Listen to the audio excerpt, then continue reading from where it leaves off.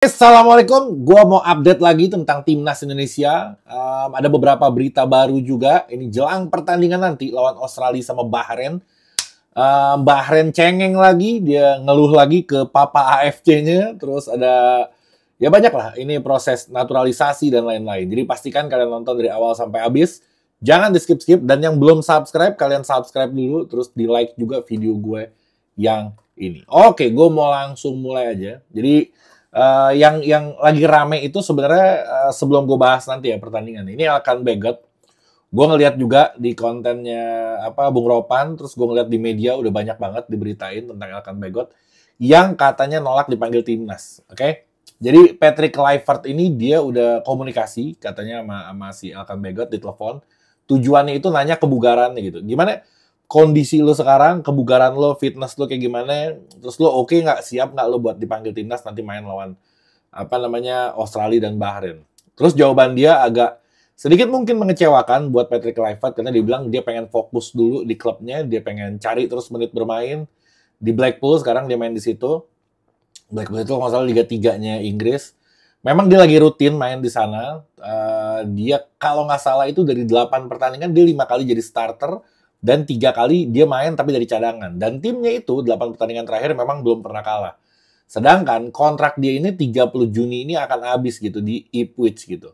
Nah mungkin ya, kalau misalkan dia pikir ya, mungkin kalau misalkan dia nanti ke timnas terus tiba-tiba di sana main yang harusnya main dia jadi nggak main, terus dia kehilangan momentum, akhirnya nggak diperpanjang kontraknya, mungkin dia mengkhawatirkan itu. Jadi kayaknya dia lebih memilih untuk bertahan di klubnya supaya dia bisa diperpanjang mungkin sama klubnya atau ada minimal menit bermain dan lain-lain, gue nggak tahu deh. Tapi penolakan dia ini bukan penolakan yang permanen, jadi dia nanti mungkin di pertandingan berikutnya kalau dipanggil lagi dia masih tetap bersedia gitu. Tapi ada apa enggak hukumannya buat pemain yang nolak dipanggil timnas gitu. Perasaan gue pernah ngeliat kontroversi seorang pemain yang ditolak dipanggil timnas terus dapat hukuman gitu. Nah, gue nggak tahu itu ada regulasinya atau emang kebijakan atau kayak apa, gue nggak tahu. Nah, ya sewajarnya, kalau opini gue ya, sewajarnya itu pemain kalau dipanggil timnas harusnya itu skala prioritas dia karena itu pencapaian tertinggi dia di level sepak bolanya itu ya ada di timnas di tim negaranya gitu. Harusnya mau. Cuma gue nggak tahu apa yang terjadi. Waktu itu orang mikirnya karena dia berselisih paham sama Sintayong, terus isunya gede, ternyata pas sekarang juga dia masih belum bersedia main di timnas. Nggak tahu apa yang terjadi, ya mungkin kalian punya opini juga, kalian bisa tuangkan nanti di kolom komentar. Oke, terus lanjut ke proses naturalisasi, ada Joey Pelupesi, ada James, sama Emil Audero. Jadi prosesnya akan dikebut, ini sekarang tanggal berapa gue bikin, kayak tanggal 1, berarti di minggu ini kemungkinan, sebelum tanggal 10 lah. Sebelum tanggal 10 itu proses mereka ini akan dilaksanakan. Dan nggak di Indonesia, kayak waktu itu oleh Romeni, akan dilaksanakannya itu di Kedubes RI yang ada di London. Waktu itu oleh Romeni juga di sana, dan bisa, memang itu titik paling tengah dari, kan Emil ada di Italia kan, yang lain ada di negara lain, mungkin pasnya itu kalau misalkan datang ke London. Dilantik di sana nanti, disumpah di sana maksud gue, dan prosesnya berjalan, ya kemungkinan besar kalau misalkan sebelum tanggal 10 mereka udah disumpah, nanti di bulan Maret lawan Australia dan lawan Bahrain, kemungkinan besar ketiga pemain ini udah bisa bergabung dengan timnas Indonesia, mudah-mudahan. Jadi tadi gue ulangin, lokasinya ada di Kedubes RI yang ada di London. Oke? Tanggalnya maksimal di tanggal 10 Maret. Kurang lebih kalau nggak salah informasinya seperti itu. Oke, gue mau ke tenis sedikit sekarang. Lawan Australia nanti udah ada 2 pemain yang dipastikan nggak bisa main, jadi Justin Hubner sama Ragnar Oratmangun. Itu nggak bisa main karena mereka kena akumulasi kartu kuning.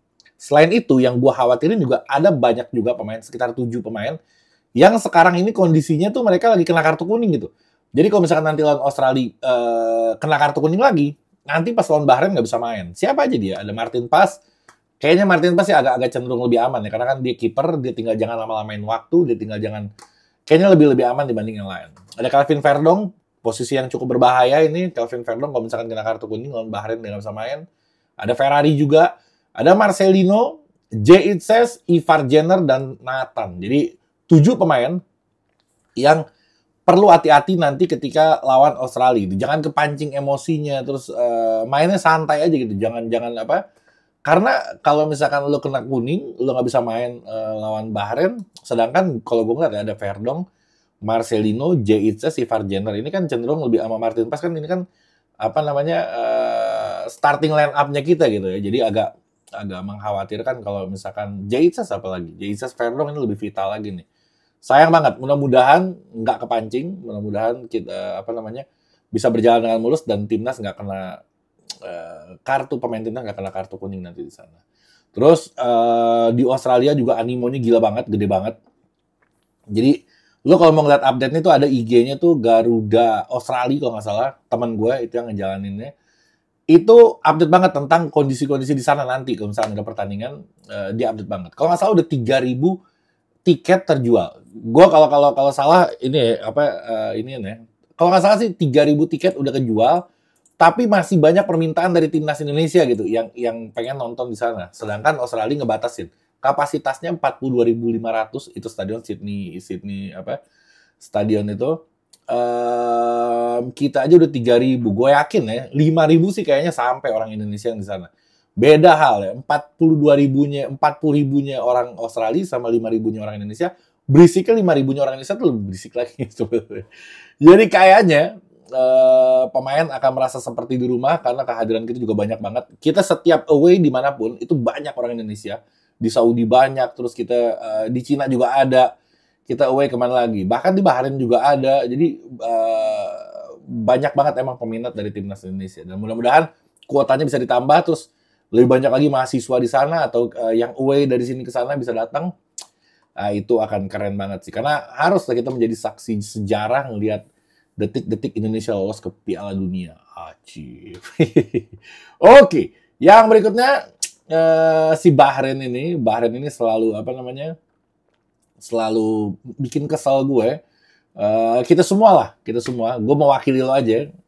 Ini bikin gedek aja gitu. Waktu itu awalnya Bahrain itu dia sempat minta dipindahin stadionnya. Dia nggak mau main di GBK, dia nggak mau main di Indonesia. Dia ngajuin ke AFC, dia ngajuin ke FIFA.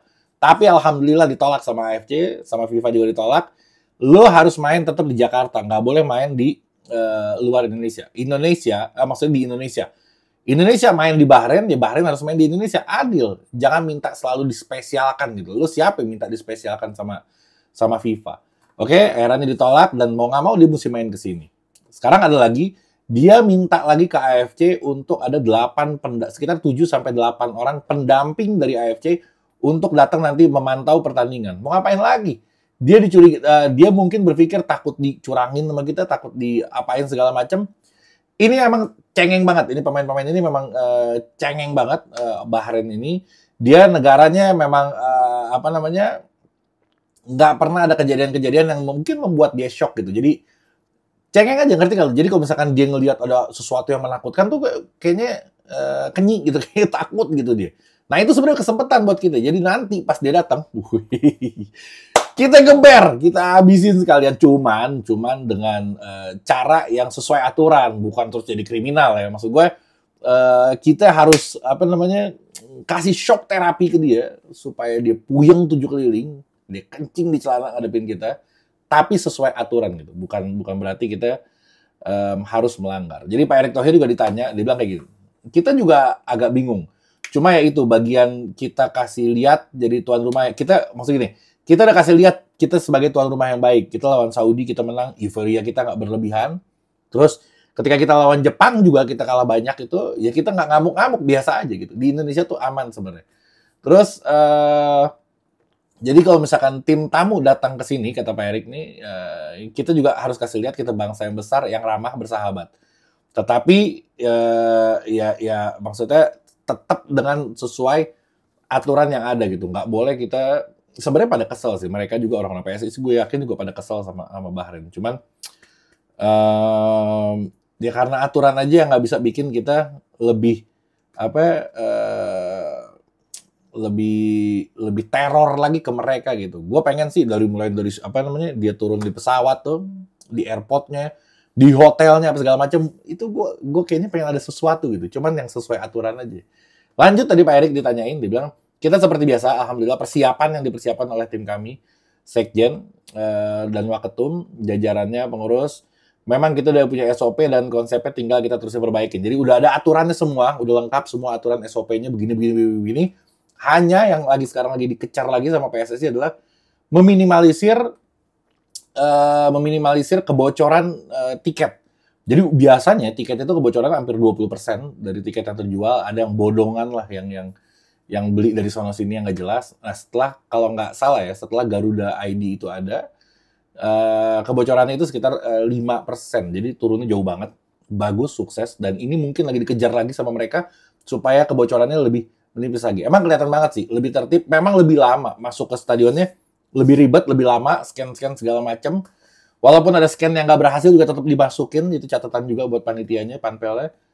Tapi lebih mending dibanding nggak begitu. Walaupun lama, tapi lebih mending, lebih terjaga lah dibanding yang sembarangan orang bisa masuk tanpa Garuda ID. Dan Garuda ID juga keren banget kalau misalnya orang bikin sesuatu yang aneh-aneh, ya kita langsung bisa tahu datanya siapa dan dia bisa di blacklist gitu. Kalau misalkan dia di scan mukanya terus ada tulisan blacklist, ya dia nggak boleh masuk. Itu keren banget sebenarnya. Oke, sekali lagi si Bahrain itu kita harus tunjukkan teror kita, tapi dengan cara-cara yang sesuai aturan. Nanti gue nggak tahu lah, pasti dari anak-anak timnas, fans timnas juga pasti akan melakukan sesuatu untuk cywar ke si Bahrain, tapi harus sesuai aturan. Itu yang gue harapkan sih. Jangan kriminal, jangan yang melanggar aturan lah, intinya kayak gitu. Oke? Kayaknya cukup, catatan gue udah habis. Nanti gue akan update lagi di video berikutnya kalau ada berita baru. Sekian dari gue. Assalamualaikum warahmatullahi wabarakatuh.